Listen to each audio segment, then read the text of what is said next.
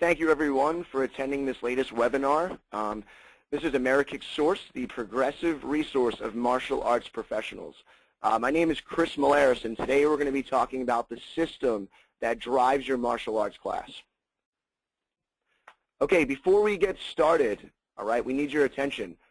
There are certain elements that should be in place, all right, before you start talking about systems and operating systems. Number one is your character. Number two is your motivation.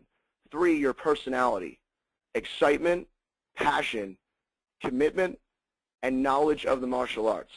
I once heard a great martial artist say that, a successful class is the combination of your knowledge and your ability to communicate. All right, that's what separates the average instructor from someone who's a master level instructor. If any of these elements are missing, this webinar will not help you, will not help your staff. What this webinar will provide is the system, okay? The exact model to plug and play to run your classes from day to day, week to week, and month to month.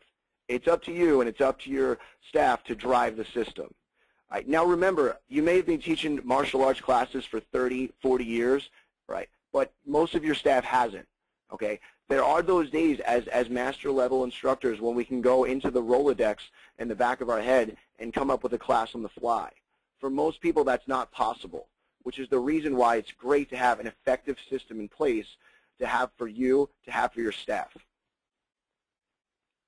What exactly is the system? Let's take one at a time. Number 1 is our pregame. Number 2 is the warm-up. Number 3 is the martial arts conditioning. Next is our huddle discussion, lesson application, curriculum practice, and post-game. Now, in the system, there are certain elements that are interchangeable. For example, you may start class with a huddle discussion to get your students motivated, to get them fired up. On the other hand, you may use it in the middle of class if you notice that their motivation is dropping, all right, or if the class seems out of sorts and they need that extra kick to get them going. Your curriculum practice, all right, listed closer to the bottom, could be used as your warm-up. For example, you may run their curriculum katas that they need to go from one belt to the next, all right, interchangeably with your stretches. All right, whatever the case is, these are the key elements. They serve as a skeleton by which you're going to run your classes and lesson plan your staff. Taking one piece at a time, your pregame and your postgame. Your pregame happens before the actual class begins.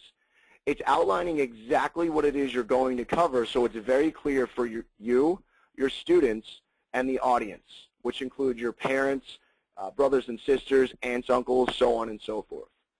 What you're explaining is exactly what they're going to learn. In other words, what exactly am I going to get out of being in class today? All right. Your post-game is at the end of class, and it's a basic review of the things you've covered. Now, we've all asked the student during the school year that before they're sitting down, before class starts, and ask them, what'd you learn in school today? And they all have the same answer, and they say nothing. All right. Now, although they were in school for 6 hours, they learned math, English, science, social studies, whatever the case may be, you don't want the parents to get the impression that the students are learning nothing when they attend your class, which is why during the post-game, you're going to review exactly what they learned, communicate it to the parents, communicate it to the students. Okay? You're reinforcing that lesson of the day, retention of information. You're also creating excitement for the next class, giving them a reason to come back. Right? Moms and dads, next week is going to be really exciting because we're focusing on both staff. All right? For more information, see Sensei after class. This is also the point of class where you review announcements and any events that you have coming up at your school. Your warm-up and martial arts conditioning happen consecutively. All right? Your warm-up is the first 5 to 10 minutes of class, includes class-appropriate stretching, basic punches, kicks, things that are going to get the endorphins flowing with your class. All right? Make sure, as listed here, that your stretches are appropriate. All right, and remind your leadership assistants and assistant instructors to help the students so that they're doing the moves, performing the right way. Your martial arts conditioning answers the question, how do I make sure my class works up a sweat?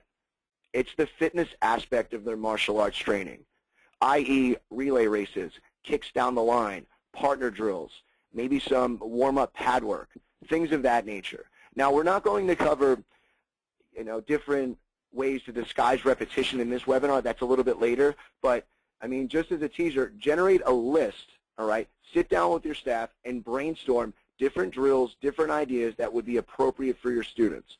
Okay, the big rule to keep in mind is keep it simple. All right, the simple ideas done really, really well are the things that usually work. Those are the ideas that you want to plug into your class. Also, answers the physical part of martial arts training. All right, for example, you don't want your students to step into a sparring match and after 20 seconds be out of breath. Or you don't want them to step into that gym class at school and say they attend class at XYZ karate school and they can't handle one lap around the gym.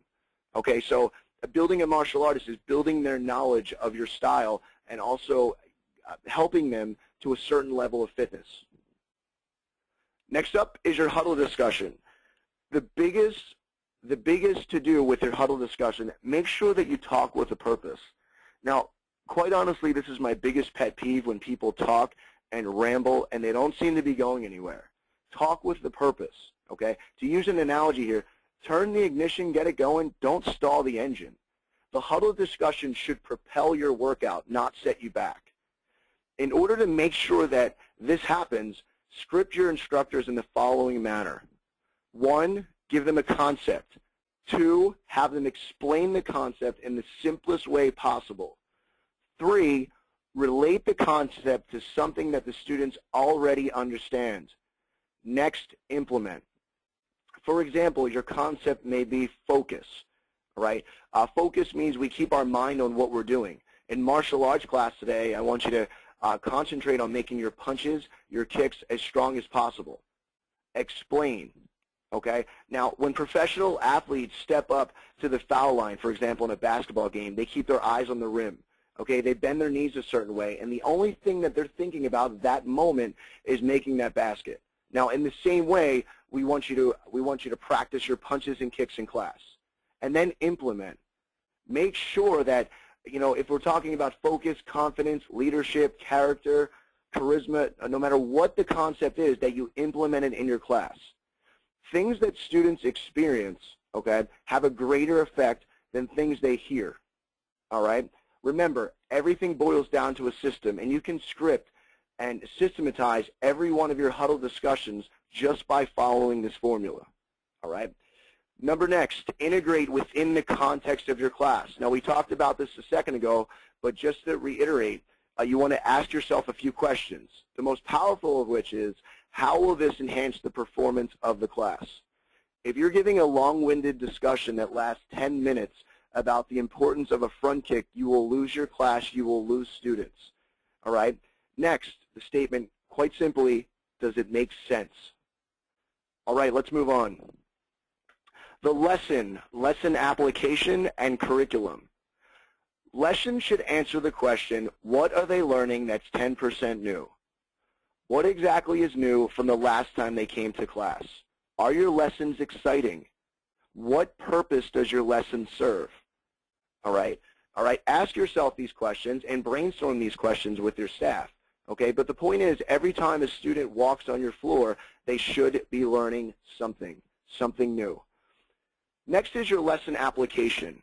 All right, now remember, the 3 ways that we learn, and this is common sense, are visually, all right, we learn auditory, we learn kinesthetically, okay? Visually is seeing it, all right, watching an instructor demonstrate. Auditory is hearing it. Kinesthetically is applying it, and that's where you're going to get the most results out of your class, all right? How are we going to apply what we learn? In other words, how are we going to take the lesson that you just showed us and reviewed with us, all right, and do it in such a way that's going to allow us to retain the information? Without application, information is lost. Next is your curriculum. This answers the question, what is going to take me to my next belt, right? And here's another question, can your students perform it well? This part of class focus on the specific set of curriculum, whether it be self-defense, katas, basics, stances that give your students almost a roadmap as to what exactly they have to know and achieve to earn their next rank. All right? They say that the belt system, I mean, it could be viewed as a built-in retention system for your students. That's true, but you also have to make sure that they understand exactly what they need to know to go from point A to point B. That describes the curriculum part of your class. Now, with regard to lesson planning, all you have to do is fill in the blanks. All right? They say, and it seems like common sense, but let's be honest, running a martial arts school and being a martial arts professional is nothing more than having a billion common sense things going on at the same time. It's your job to manage it. All right, so let's talk about filling in the blanks. To review again, we have our pregame, we have our warm-up, we have our martial arts conditioning, we have our huddle discussion, lesson application, curriculum, and postgame. Take some time at the beginning of the week to lesson plan and review with your staff. It makes sure that everybody's on the same page. It also ensures that your students are growing in the direction that you want them to. All right, if you want to create great students, you have to plan to create great students. Fill in the blanks, work on the system, and make sure that you're guiding the students to the ultimate goal, which is what? Earning their black belt. I want to thank everybody for watching this webinar. Please feel free to contact us anytime. My email is chrismillares@amerikick.com. Feel free to email me for a lesson plan. Also, check out our website, www.amerikicksource.com. Always interested to hear your thoughts. Thanks so much and have a great day.